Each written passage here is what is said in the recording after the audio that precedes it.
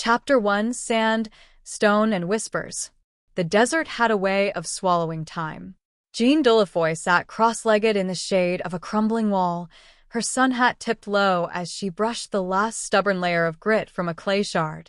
The shard wasn't much to look at, faded etchings, edges worn smooth, but it matched a set she had been cataloging for the past week. Another whisper from the past, she thought, scribbling a note in her leather-bound journal. The wind caught the page, carrying with it the scent of hot sand and distant rain that would never fall here. She'd been chasing this particular legend for years. The tribe that stepped out of time. A ridiculous name, coined by some colonial explorer who probably drank more gin than water. But Jean had found just enough hints in old expedition notes and obscure museum archives to believe there was something to it. And now, at the edge of the mystical forest of Eldarath, she was close enough to taste it. Jean stood, dusting off her khakis. Well, she muttered to herself, if Indiana Jones could do it in a fedora, I can definitely manage in a sun hat. The forest loomed ahead, a living wall of green and shadow, the kind of place where sunlight filtered down in slanted beams, more suggestion than warmth. Her boots sank into soft moss as she pushed forward, machete clearing vines from her path. The air thickened, heavy with the smell of damp earth. Somewhere deep within, something moved, a sound too deliberate for the wind. When she found the tomb entrance, she almost laughed. It was ordinary, in that way ancient things sometimes are, half swallowed by roots, its stone arch carved with symbols that had been half erased by centuries of rain and silence. She stepped closer, brushing away creepers to reveal more of the doorway. Her fingers traced the faded relief, constellations she didn't recognize, figures in long robes holding star-shaped objects. Not Egyptian, not Mayan, nothing she could place. Well, you ancient civilization types really knew how to decorate, she said under her breath. Minimalists these days could never. She adjusted her headlamp and stepped inside. The air was stale, smelling faintly of burnt oil, as if torches had been snuffed out not centuries ago, but only yesterday. Her light swept across the walls, revealing murals of celestial events, unfamiliar constellations painted in crushed gold and lapis. Narrow corridors branched like veins, leading to darkened chambers where relics rested on stone plinths. Her footsteps echoed, each one returning to her slightly delayed, as though the tomb itself needed a moment to decide whether to give the sound back. For hours, she wandered, mapping the layout, making notes, snapping photographs. But it was on the third day of her work that she found it. The hidden chamber was sealed behind a slab of stone wedged into the corridor wall. Her fingers found a groove, and with a grunt and a well-placed crowbar, she coaxed the slab forward. The air that escaped was different, denser, almost electric. She shone her light inside. The murals here were older, the colors richer, untouched by time. Figures danced beneath strange skies, their eyes drawn with luminous pigments that caught and reflected her headlamp beam. In the center, a great starburst pattern spiraled outward, a symbol she'd seen once before, in a half-burned manuscript in Paris. Jean's heart pounded. After all these years, could this really be it? She stepped inside. The silence pressed against her ears. Her light swept the chamber, over glyphs, gemstones set into the walls, and she froze. In the far shadows, something moved. Tall figures, their skins seeming to shimmer faintly in the flickering torchlight that shouldn't have been there. Their eyes glowed with a deep, steady fire. They were clothed in garments that defied era or culture, silk and leather, feathers and metal, all in a harmony she couldn't quite comprehend. Her breath caught. The legends hadn't been exaggerations. The Eldarians were real, and they were watching her. Chapter 2: The Princess in the Shadows. The figures did not move at first. They simply stood there, the dim glow in their eyes steady as if they were deciding whether she was a threat or a curiosity. Jean's instincts whispered run. Her curiosity whispered louder. One of them stepped forward, a woman taller than Jean by a head, her presence carrying the kind of stillness that made the air itself pause. Her hair was the color of midnight, threaded with strands of silver that caught the faint light, and her skin had that same strange shimmer, as if moonlight had sunk into it long ago and decided to stay. When she spoke, her voice was low, melodic, and accented in a way Jean had never heard before. "You stand where you should not." Jean swallowed. "Story of my life." The woman's lips twitched, not quite a smile. She came closer, her eyes scanning Jean's face, as if memorizing it. "You are not from this place." "Observant," Jean murmured, trying to keep her voice steady. "And you are?" The pause was deliberate. "Kaelin, daughter of the High Elder, keeper of the First Circle." Jean tilted her head. "That's quite a title." "I'm Jeanne." "Daughter of a librarian, keeper of a very stubborn sun hat." This time, Kaelin's mouth curved in a real smile, small, but there. "You speak strangely. I get that a lot." Kaelin stepped aside, gesturing to the chamber walls. "This is sacred ground. Outsiders are forbidden here. The penalty is severe." Jean met her gaze. "And yet, you haven't called your guards. Which means you're either going to help me, or you're deciding whether I'm worth the trouble." Something flickered in Kaelin's expression, interest, maybe, or amusement. She turned and began walking toward a narrow passage Jean hadn't noticed before. "Follow me." Quietly. Jean hesitated only a second before stepping after her. The corridor twisted, lined with more murals, their meaning hidden behind a language Jean longed to understand. Kaelin moved with a kind of fluid certainty, never glancing at her feet, her steps silent even on the uneven stone. Finally, they emerged into a small, hidden garden, an impossibility underground. A skylight high above let in a single beam of sunlight, falling over flowers the color of molten gold. The air here was warmer, sweeter, humming with life. Kaelin turned to face her. "You will leave before nightfall. The elders will not allow you to stay." Jean folded her arms. "I've been searching for this place for years. I'm not leaving because a stranger with excellent hair tells me to." Kaelin's eyes narrowed, but there was no true anger in them. "You do not understand the dangers here." "Then explain them to me." For a heartbeat, neither moved. Then Kaelin stepped closer, her voice a whisper. "Some dangers cannot be explained. They can only be survived." The garden's golden light was a sharp contrast to the tomb's cold stone corridors. Jean inhaled deeply, tasting the warmth and something wild. Kaelin watched her carefully, like a queen appraising a visitor she wasn't sure she could trust or resist. "The Eldarians have lived apart from your world for centuries," Kaelin began, voice soft but firm. "Our sanctuary is suspended outside time, hidden away by rituals that bind us here. To disturb it is to risk unraveling everything." Jean's fingers itched to touch the carved petals on a nearby flower, but she held herself back. "So, you're like immortals?" Kaelin smiled faintly. "Not immortals. Eternal. We do not age. We do not die. But we are bound. Stuck. Waiting. Waiting for what? For the day when we can step beyond these walls without fear." Jean's heart caught. "And you think that day might be now?" Kaelin's eyes flickered, a storm contained beneath calm waters. "Perhaps. Or perhaps it is merely my longing speaking." They stood close, the air between them thick with unsaid words.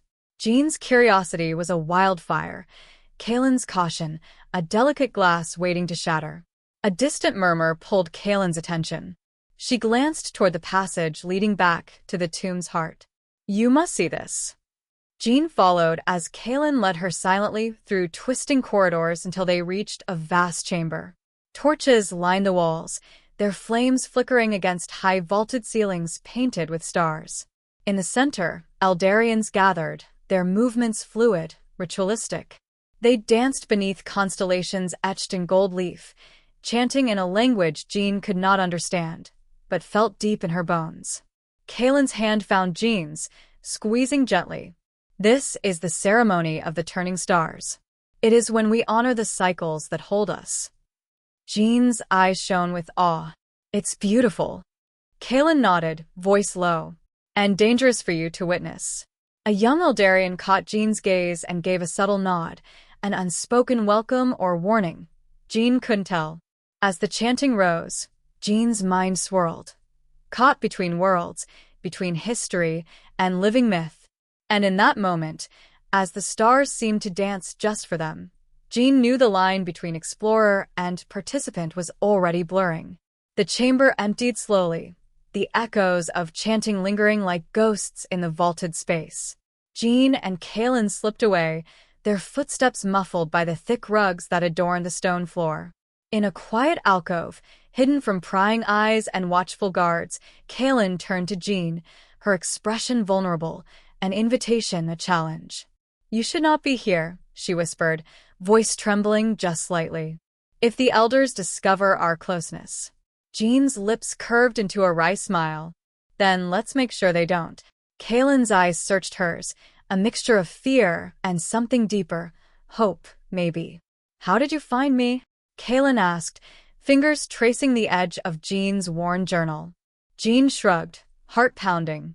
"By following the impossible, the whispers, the ruins, and maybe a little stubbornness." Kaelin laughed softly, a sound like bells wrapped in velvet.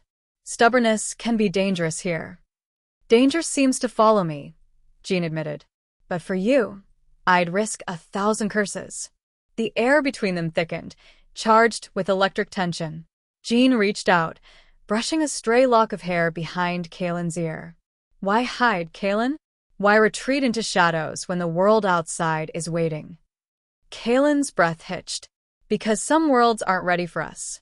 And sometimes the ones we love can be the most dangerous." Jean's fingers curled gently around Kaelin's hand. "Then let me be your danger." Kaelin's eyes darkened, a storm breaking free beneath calm seas. "You don't know what you're asking. Then teach me." They leaned closer, breaths mingling, the weight of centuries pressing around them like the ancient stones. A sudden noise, a guard's sharp footsteps, shattered the moment. They broke apart, hearts racing, shadows swallowing their secret. Chapter 4: A World Suspended. Days slipped past like shadows cast by flickering torchlight as Jean's world grew smaller, bounded by stone walls, whispered rituals, and eyes that watched from every corner. The Eldarian tongue was a melody and a puzzle, each word wrapped in layers of meaning. Kaelin patiently taught her, a phrase here, a gesture there, the language of stars and sanctuary. Jean stumbled often, her accent drawing soft smiles or amused shakes of the head. But with every attempt, the walls seemed to shift, the tribe opening a fraction more. In the great hall, carved pillars stretched skyward, their surfaces etched with tales of cosmic battles and celestial harmony. Here, Jean caught glimpses of Kaelin's childhood, stories told beneath constellations, where the princess learned that eternity was as much a gift as a cage. One evening, beneath the glow of painted stars, Kaelin confided, voice barely above a whisper. "In our world, time is a river that flows sideways. We live suspended, caught between moments that stretch and collapse." Jean reached out, tracing the delicate pattern of a tattoo winding up Kaelin's arm, ink that seemed to shimmer with hidden light. "It sounds beautiful, but lonely." Kaelin nodded. "Beautiful, yes. Lonely, always." The distance between their worlds was not just physical. In the tomb, Kaelin was a princess, revered and restricted. In Jean's world, she was a stranger, her power and history unknown, even dangerous. Yet in those quiet moments, under the watchful eyes of stars and ancestors carved in stone, their walls fell away. One afternoon, Jean found herself helping a young Eldarian scholar decipher an ancient star map. The scholar's guarded curiosity thawed into genuine gratitude, a small victory that brightened the day. As the sun slipped behind painted skies, Kaelin and Jean stole away to the hidden garden, sharing stories and laughter, a fragile bubble of light amid the weight of silence. Jean smiled, her fingers brushing a lock of Kaelin's hair. "I never thought I'd find a home in a tomb." Kaelin's gaze softened, a storm held back by fragile hope. Perhaps home isn't a place, but a person. Jean, grinning. Well, if I had known my archaeological endeavors would lead me to a goddess, I would have picked up a more flattering outfit than this dusty khaki. Kaelin, playfully tilting her head, and here I thought you looked quite rugged. Perhaps that's why you're so good at uncovering treasures. There's adventure written all over you. Jean, flattery will get you everywhere, princess. You must have plenty of treasures hidden beneath those silky layers. Care to give me a sneak peek? Kaelin, her eyes sparkling. Only if you promise not to pull a muscle lifting me out of my sanctuary. I wouldn't want you to faint at the sight of all this royalty. Jean laughs. Who says I'm not strong enough? I've survived the scorching sun and the whispers of this tomb. How hard could it be to carry a princess? Kaelin, mock serious. Just remember, if you drop me, you'll have a whole tribe to answer to. I might be worth a kingdom, you know. Jean, raising an eyebrow. A kingdom? So, if I play my cards right, I could end up with a little more than just a romantic fling in a dusty tomb? Kaelin, smirking. Oh, I'm afraid romance in a tomb is only the tip. How would you feel about ruling a kingdom with a vision? Jean, leaning closer. A kingdom? With ancient rituals and hidden secrets? Sounds like a perfect place for a little adventure, and perhaps some passionate encounters in the moonlight. Kaelin, playfully biting her lip. Is that so? But you should know, you might have to impress my people. They're not easily swayed by just anyone. You'll need a few tricks up your sleeve. Jean, grinning. How about a captivating tale of bravery, courage, and love? Or, I could always do some silly dance to charm them. Kaelin, soft laughter. A dance? You mean to say your secret weapon is rhythm and 2 left feet? Jean, touché.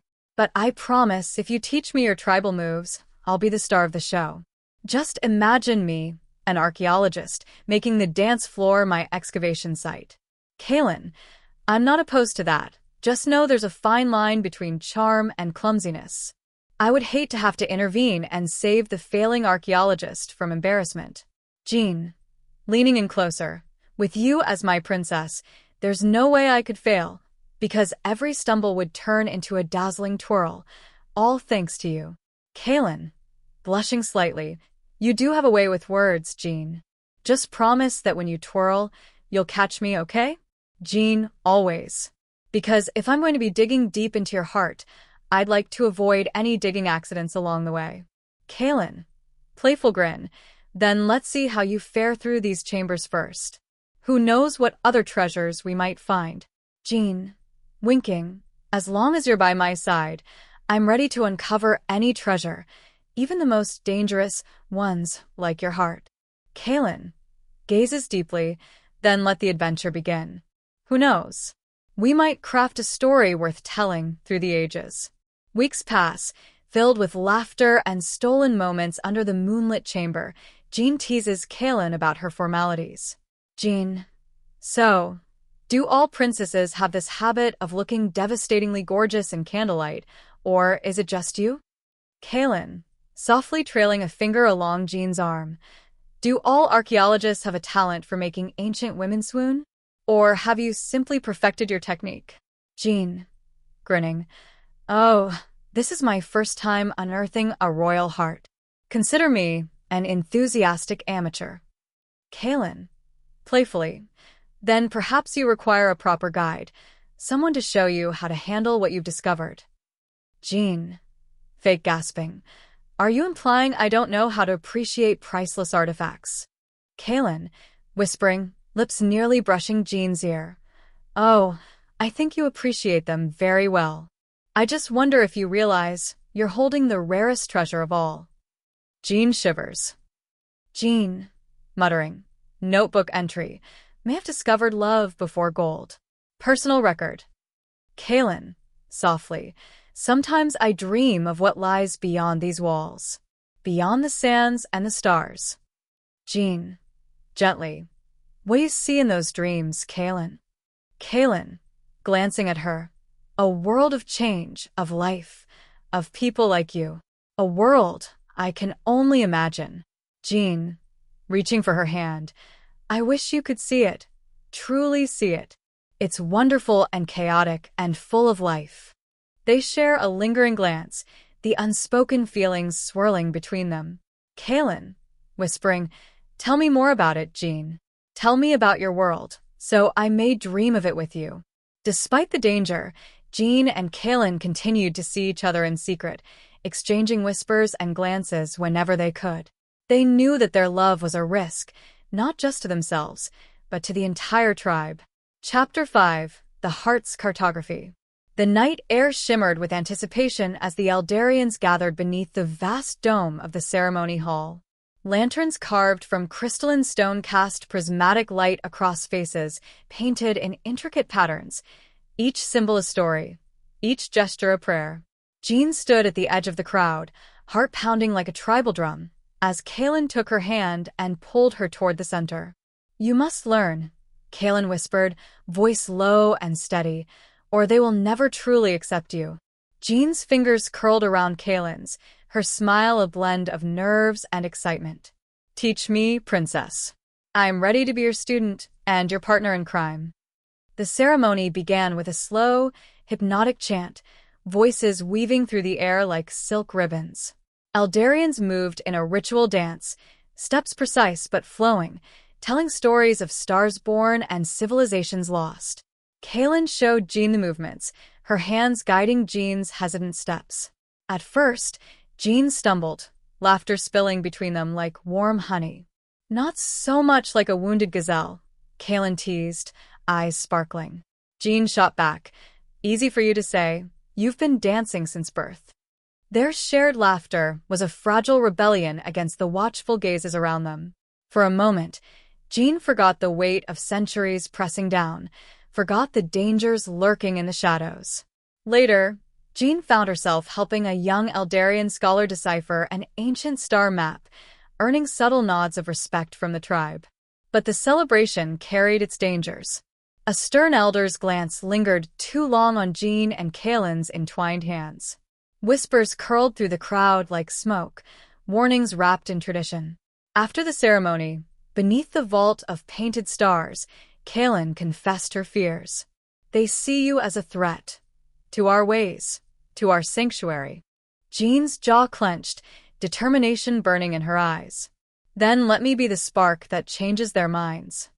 Kaelin's smile was soft but filled with resolve. "Together, we will map a new destiny." As they stood hand in hand, the constellation of their fates stretched infinitely above, an uncharted map of love, danger, and hope. The stillness of the sanctuary was a fragile illusion. Whispers in the corridors carried like ghosts, rumors of a foreign presence that unsettled even the oldest Eldarians. The elders convened in the high chamber, their faces carved with worry and ancient weariness. Jean moved through the halls like a ghost herself, caught between awe and dread. Each glance cast her way was a mixture of suspicion and curiosity. Kaelin's hand was a lifeline, grounding her amid the storm. "They fear change," Kaelin murmured, voice tight with frustration. "And you, Jean, represent everything that could unravel centuries of silence." Jean's eyes burned with fierce resolve. "Then let them watch. I'm not leaving. Not now, not ever." But the walls themselves seemed to close in. A secret meeting in the moonlit garden, shadows lurking just beyond the firelight. Voices low, carrying threats thinly veiled behind tradition. Kaelin stood before her tribe, defending Jean with a courage born of love and rebellion. "She is not our enemy. She is our future." The crowd's murmur shifted, some with anger, others with reluctant hope. One night, as Jean pored over ancient scrolls seeking a way to break the curse, footsteps approached.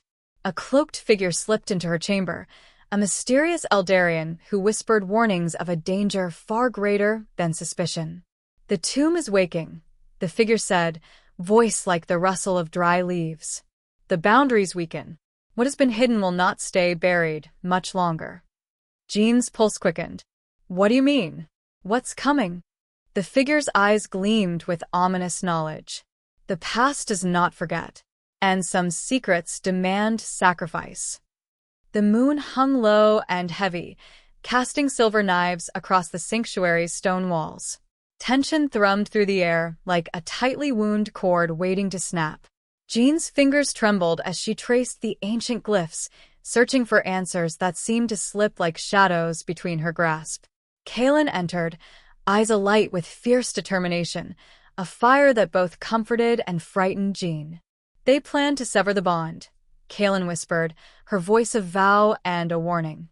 "The elders will do whatever it takes to protect our sanctuary, even if it means tearing us apart." Jean's breath caught, but her resolve only deepened. "Then we'll be the ones to rewrite the rules." Outside, the sanctuary's walls seemed to pulse with unseen energy, the very magic that had kept the Eldarians suspended in time now roiling with unrest. A secret council convened in shadowed halls, plotting to enforce ancient edicts and crush the forbidden love blossoming between the princess and the outsider. But Kaelin and Jean refused to cower. They moved through the night, their whispered plans weaving a tapestry of rebellion and hope.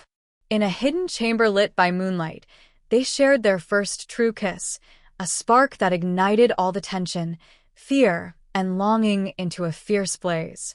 "This is more than love," Kaelin murmured against Jean's lips. "It's revolution." Jean's hands framed Kaelin's face, her voice steady and certain. "Then let's burn it down and build something new from the ashes." As dawn threatened the horizon, the two stood united, heart and soul intertwined, ready to face whatever storm their worlds would unleash. Chapter 6: The Edge of Trust.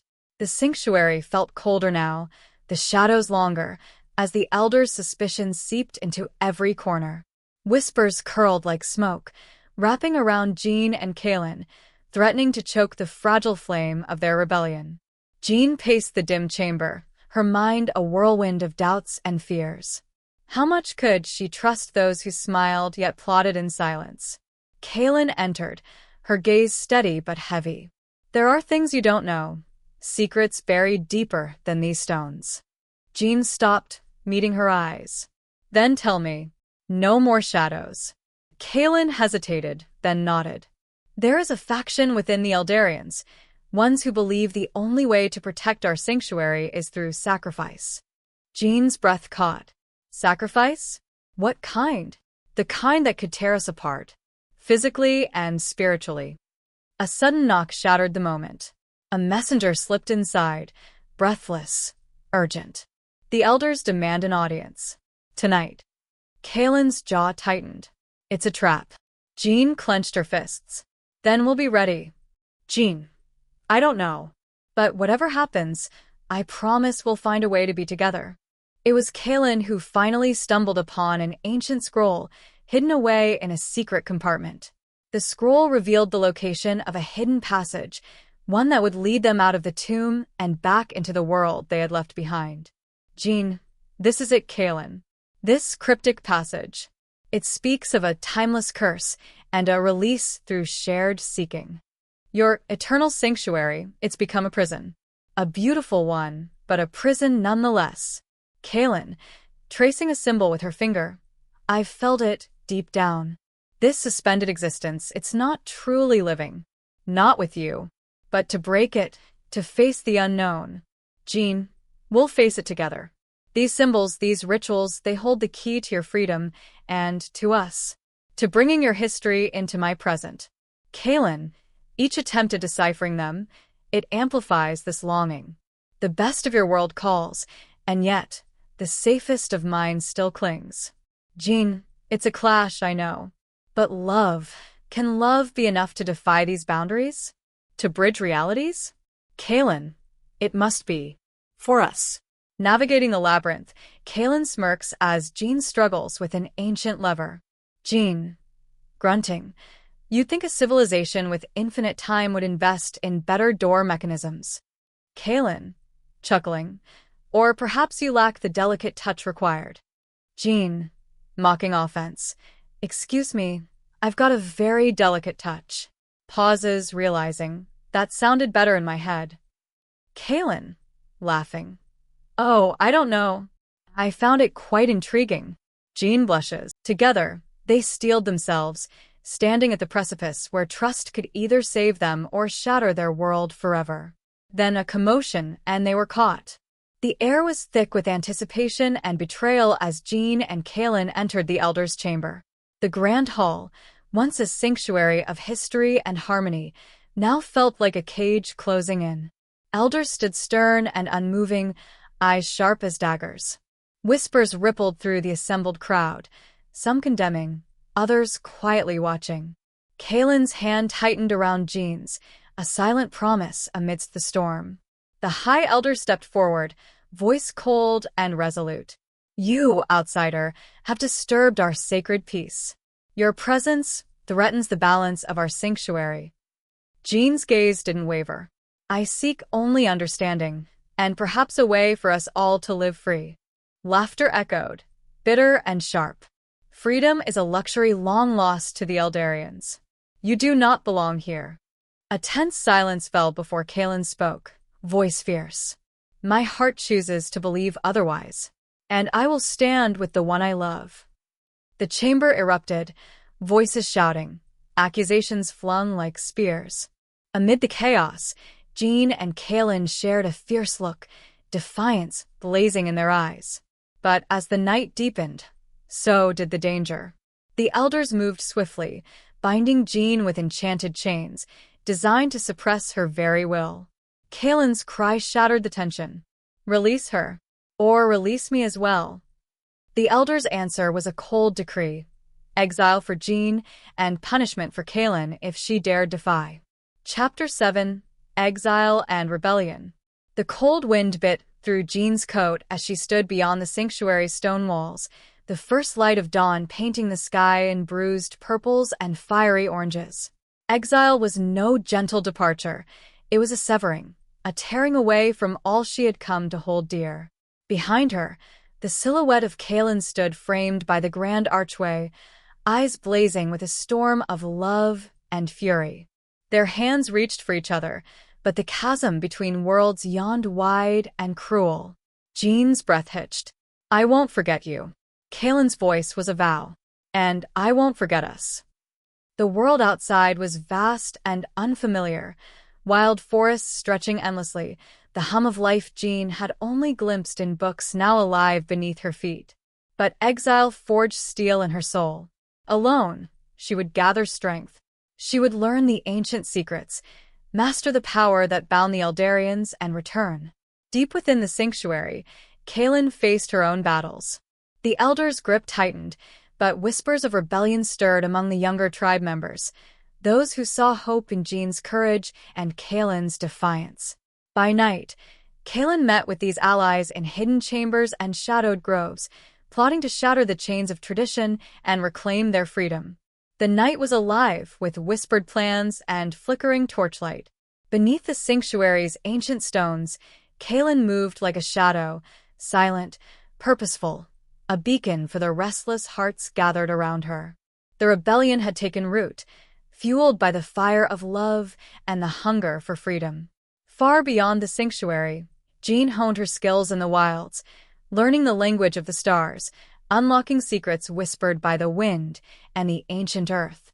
Her exile had become her crucible.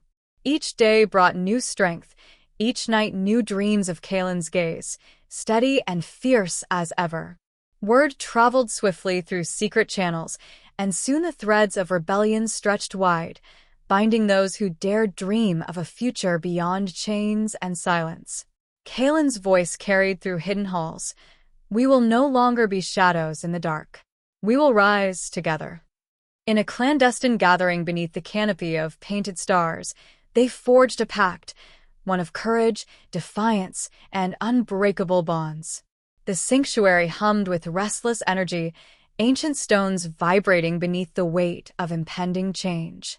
Kaelin stood at the forefront of the gathering storm, her voice ringing clear across the hidden chamber. "Our time is now." The rebels answered with fierce cries that echoed through cavernous halls, awakening echoes long thought silent. Meanwhile, beyond the sanctuary's edge, Jean traced constellations etched in the sky, the secrets of the Eldarians unfolding beneath her fingertips. She had discovered a truth. one that could either save them or destroy everything. Returning was no longer just a desire, it was a destiny.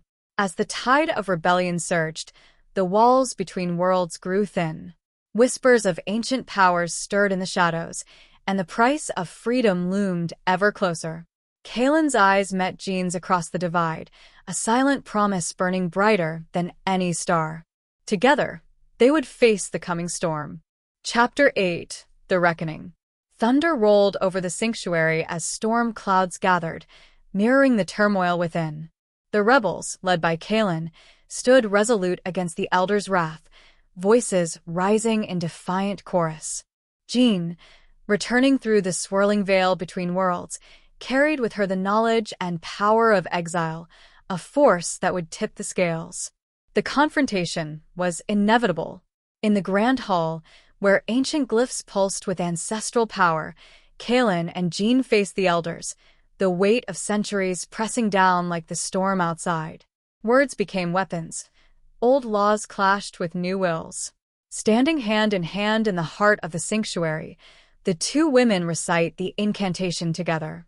Kaelin and Jean, by the threads of time and the bends of fate, unravel this curse, let love be fate. A blinding light engulfs them, and in a swirling vortex of time and space, they emerge into the modern world. Jean, laughing, disoriented. It worked. It actually worked. Kaelin looks around at the bustling city, her eyes wide with wonder. Kaelin, softly. It's even more beautiful than I imagined. Jean takes her hand, smiling. Jean, welcome to my world, Kaelin. Our world. Kaelin squeezes her hand, her eyes meeting Jean's with a depth of love that defies time itself. Kaelin, together. Then Kaelin stares at neon lights in awe. Kaelin, amazed, your world is loud. Jean, grinning. Oh, sweetheart, you haven't seen anything yet. Wait till you try coffee. Kaelin, teasing, will you be my guide then? Jean, dramatic sigh. Well, since you're so inexperienced in the ways of modern life, I suppose I have to keep you close. Kaelin, leaning in, how selfless of you. Jean, grinning, I know, I'm practically a hero. Kaelin kisses her cheek. Kaelin, my hero. Jean pretends to faint.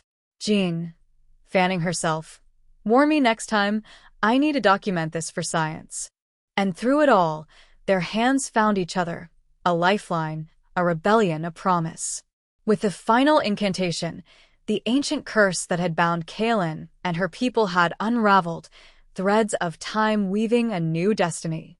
Jean and Kaelin stood together, battered but unbroken, ready to build a world where love was not forbidden but celebrated. Jean knew that she had found not just a love, but a new perspective on the world. Kaelin, too, had discovered a new sense of purpose, one that went beyond the boundaries of her tribe. Together, they knew that they could face whatever challenges lay ahead, as long as they were together.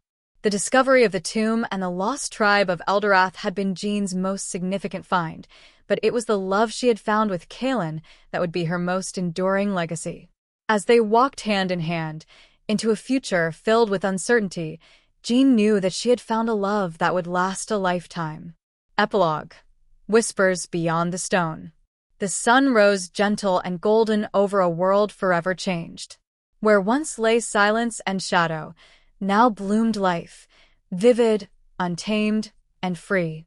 Jean and Kaelin walked hand in hand beyond the sanctuary's walls, the weight of centuries lifted like a fading dream. The lost tribe of Eldarath was no longer forgotten, but reborn, woven into the tapestry of the living world. Jean's eyes sparkled with the fire of discovery, but it was Kaelin's steady presence that grounded her, a reminder that some treasures are found not in stone or scroll, but in the beating heart beside you. Together, they wrote new legends, stories whispered in the wind, carried in the stars, and etched forever in the hearts of those who dare to love beyond the boundaries. And sometimes, when the desert wind sighs just right, Jean swears she hears the softest echoes of a world once lost, now living within her soul. A love that transcended time, carved into eternity, not bound by tombs or tradition, but free as the endless sky. Some treasures you keep in a vault, others you keep in your arms. Years later, Jean publishes a book, The Lost Tribe of Eldarath, dismissed as fiction. Only Kaelin knows the truth. Thank you so much for listening. Please subscribe and like this video and follow me for more stories. You are always welcome here, and leave me a comment or a thumbs up, just letting me know if you like the story and would like more, or is there perhaps an idea that you would like to share or let me write for you.